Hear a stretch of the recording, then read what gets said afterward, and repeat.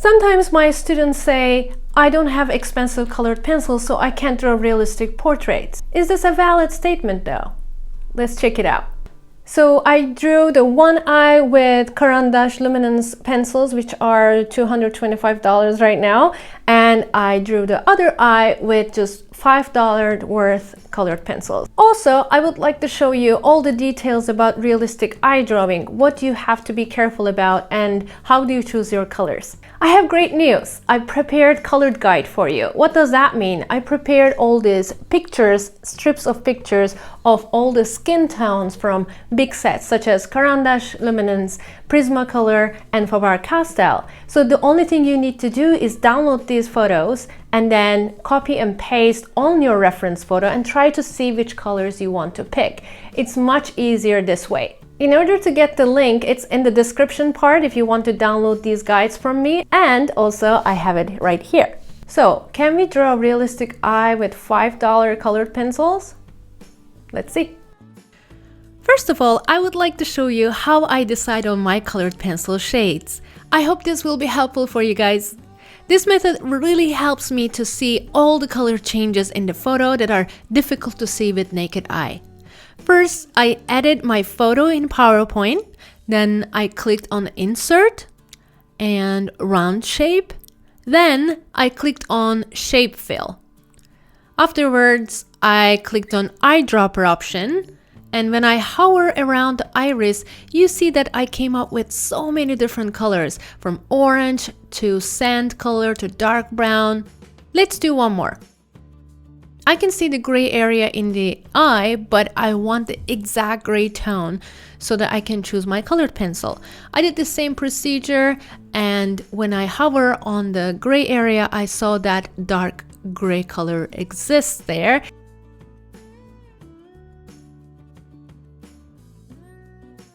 How white is the white of the eye really? Let's see. I'm just clicking and I see this is blue. A very light shade of blue. In the white of the eye, you will see many different colors, but not white. Don't be surprised. Now, let me show you how to use my guide. I will insert my Caran Luminance set now because that's what I'm going to use in my tutorial today. So I move my color guide right next to the color circle and I decide on which color would be the best match. Here in the eyebrow, I saw burnt sienna, for example.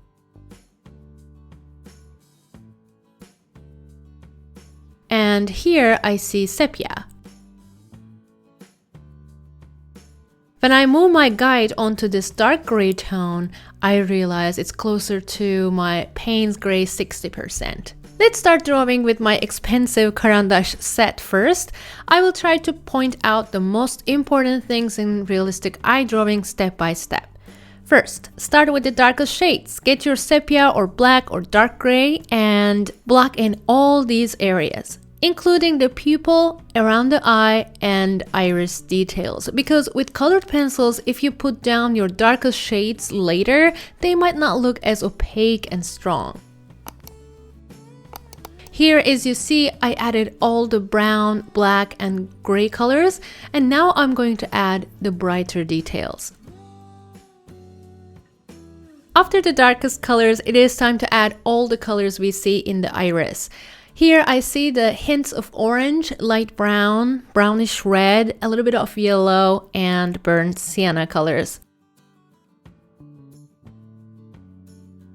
As we said in the beginning, white of the eye is not actually white. It has different shades of gray, maybe not 50 shades, but 2 or 3, even 4 sometimes. There are some extra colors too, like for example, we have light blue around the iris and in the white of the eye here. Tear duct is basically skin, so it has the skin tones. Usually this area is very pink, so I use my light pink skin tone, not the bright one, of course, my burnt sienna color, my red and brown ochre colors. Don't forget that you need to leave those small areas in the tear duct white where the light reflects from.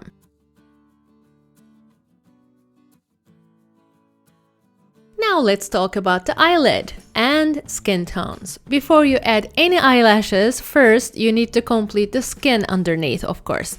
This skin has many tones of pink, yellow, brown, and a little bit of orange colors. Once you add all these colors and blend them nicely, you will get a realistic result. Here you see that in order to give the deepest effect, I added burnt sienna and I applied some pressure there. Then I added pink, yellow, and orange tones. In order to give the eyelid curvature effect, I do more heavy application on the darkest area with my pencil to show the viewer that this is a depression. Then as I move along the lid, I release the pressure on my pencil and I create a transition from darkest to lightest shade of the same brown. Then I repeat the same process with other colors until I'm satisfied. This will create a curvature effect. Adding different colors and tones is so important in making colored pencil realistic portraits. The more variation you have, the more vibrant results you will get.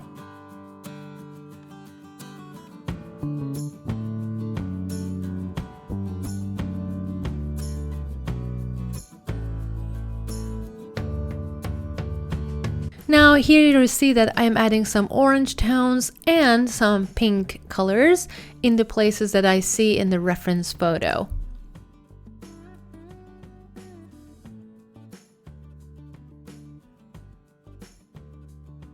After you are satisfied with all your layers, then you may go ahead and burnish them.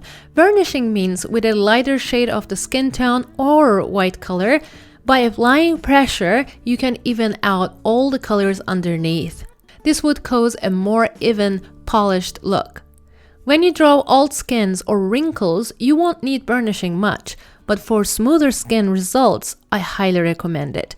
After burnishing, you can still go ahead and add different tones on the top of the burnished layer, but it won't be super easy.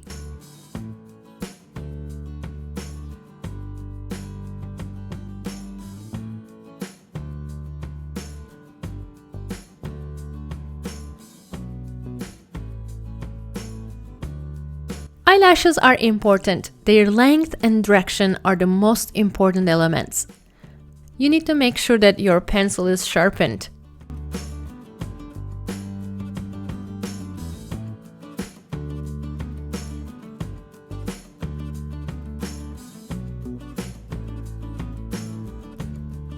Another important factor is where these eyelashes originate from. Which eyeline they follow, which direction they follow, how curved are they. We need to pay attention to these things.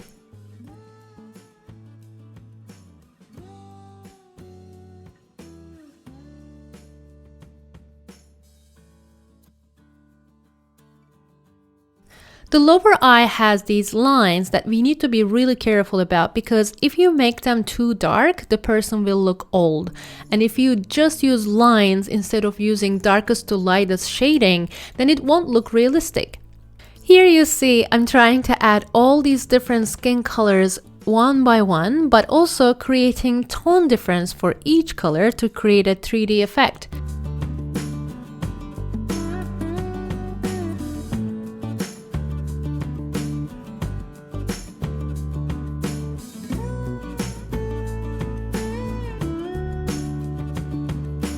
Once you are happy with your layers, then you can go ahead and burnish again. But when you're burnishing, make sure that you're following the lines and mixing all the colors underneath gently and smoothly. Once the burnishing is complete, we can go ahead and add the lower eyelashes one by one by just looking at our reference photo.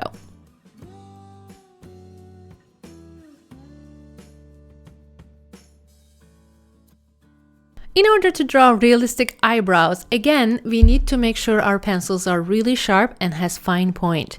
I find oil-based pencils perform much better at this, but I have my wax-based pencils right now, and that's why I have to make sure my pencil needs to be extra sharp.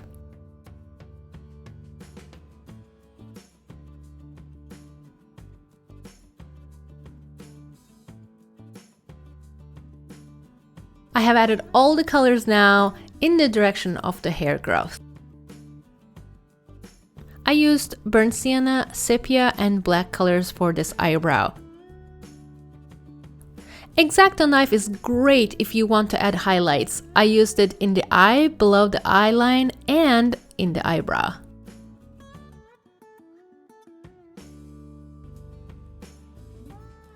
To draw veins, you need to use your natural warm red color, and we need to make sure we are barely touching the paper, using no pressure at all.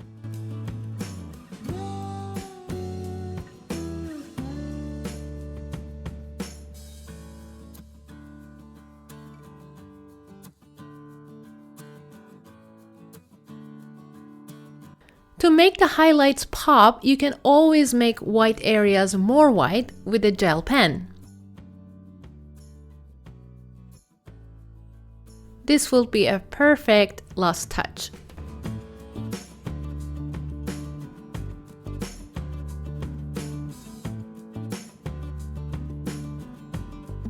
Now let me share with you my experience with drawing the other eye with the same methods but with $5 worth pencils this time.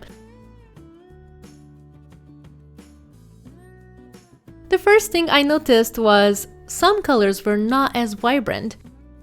They required more layers to get the color richness that I was looking for.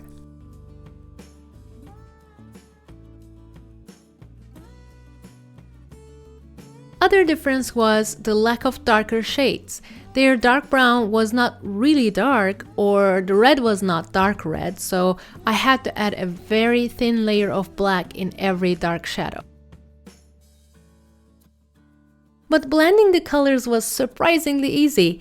These are oil-based color pencils, so they didn't create those wax bits either. So definitely it was a great blending experience.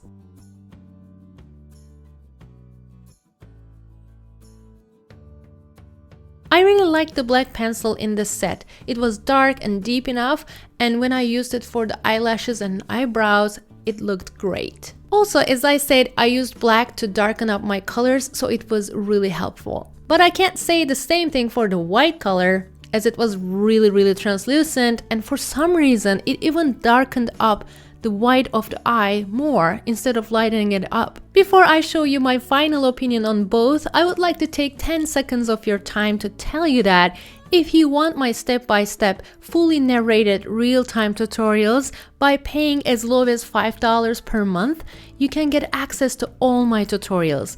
I post 6 new tutorials every month. Patreon.com/ecegürler. Comparison time, definitely. Lack of darker tones like raw umber or sepia affected my performance on the right eye, but did it look realistic in the end? Oh yeah, I think it did. Burnishing was more successful on the left eye, so we had a smoother skin, but I was able to get more depth in the iris on the right one. See, this proves that you don't need expensive colored pencils to create realistic portraits, or at least realistic eyes. I post every Tuesday and Thursday a new tutorial for you. Don't forget to like this video if you enjoyed it. See you in my next video. Bye! Thanks a lot for watching this video. If you like my videos, please don't forget to subscribe and visit my website ecegürler.com. Stay with art and love.